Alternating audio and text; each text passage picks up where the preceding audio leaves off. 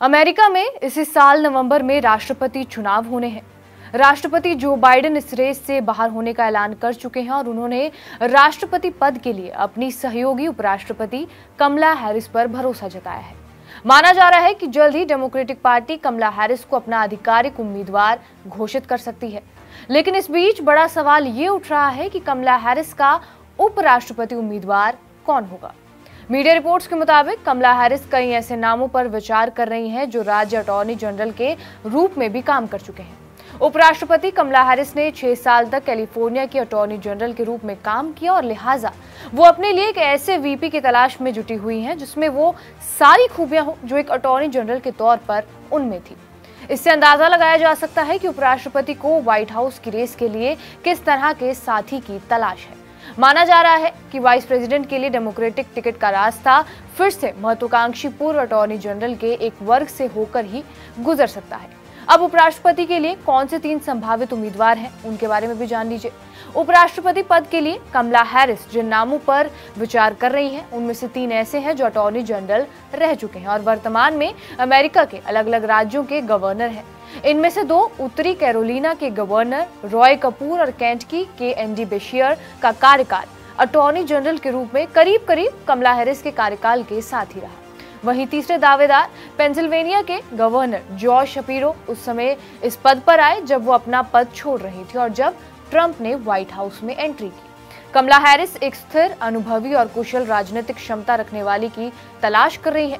Washington DC के पूर्व attorney general Karl resin का कहना है कि इन तीनों लोगों ने काम करने की अपनी क्षमता साबित की है। उन्होंने कहा कि इन तीनों का एक अच्छा खासा ट्रैक रिकॉर्ड है जो न केवल उन्हें उपराष्ट्रपति पद के लिए एक अच्छा दावेदार बनाता है बल्कि ये भी दर्शाता है कि वो टिकट पाने में कैसे योगदान दे सकते हैं। कमला हैरिस बड़े बैंकों के साथ राष्ट्रीय बंधक समझौते में एक अहम वार्ताकार थी जो उत्तरी कैरोलिना के रॉय कपूर सहित दूसरे अटॉर्नी जनरल के साथ काम कर रही थी।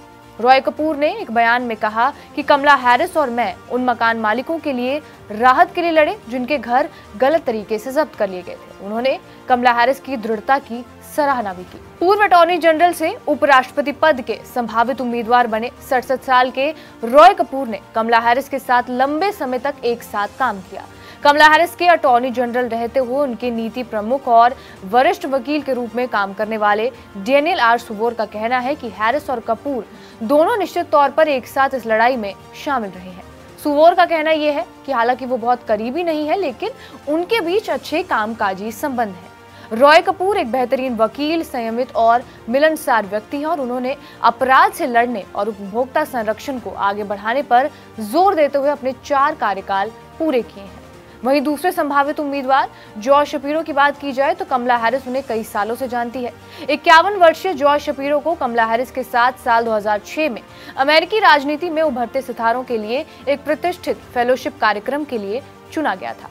करीब 10 साल बाद 2016 में कमला हैरिस अटॉर्नी जनरल के रूप में अपने कार्यकाल के अंतिम दौर में थी और सीनेट के लिए चुनाव लड़ रही थी, जबकि शपीरो पेंसिल्वेनिया में अटॉर्नी जनरल की दौड़ में थे। उन्होंने इसके लिए एक व्यापक गठबंधन बनाया, तत्कालीन राष्ट्रपति बराक ओबामा का समर्थन भी हासिल किया और बताया जाता है कि शपीरो उस दौरान कमला हैरिस के संपर्क में भी रहे और उनसे लंबे समय तक सलाह मशवरा करते रहे। जॉर्ज शपीरो ने पेंसिल्वेनिया के अटॉर्नी जनरल के रूप में जल्दी ही अपना नाम बना लिया और डेमोक्रेटिक सहयोगियों के साथ मिलकर ट्रंप प्रशासन को चुनौती दी।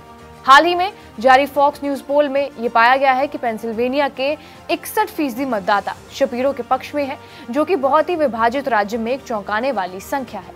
कमला हैरिस अपने वीपी के लिए एक ऐसा उम्मीदवार चाहती हैं जो कि न सिर्फ एक्सपीरियंस्ड हो बल्कि वैचारिक और भौगोलिक दृष्टि से भी अपना योगदान दे सके।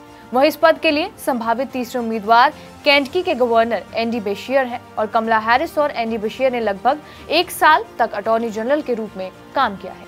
46 वर्षीय बेशियर एक अत्यंत रूढ़िवादी राज्य में 2 बार डेमोक्रेटिक गवर्नर रह चुके हैं जो अपने राष्ट्रीय दल से अलग अलग महसूस करने वाले मतदाताओं से जुड़ने में कुशल हैं। अमेरिका की एक मीडिया रिपोर्ट के मुताबिक वो देश में सबसे लोकप्रिय डेमोक्रेटिक गवर्नर हैं और वो ट्रंप के वीपी उम्मीदवार जेडी वेंस को कड़ी चुनौती भी दे रहे हैं। बहरहाल आपका इस वीडियो पर क्या कुछ कहना है हमें कमेंट बॉक्स में जरूर बताएं। बाकी देश और दुनिया की तमाम बड़ी खबरों के लिए बने रहे हमारे साथ TV9 डिजिटल पर।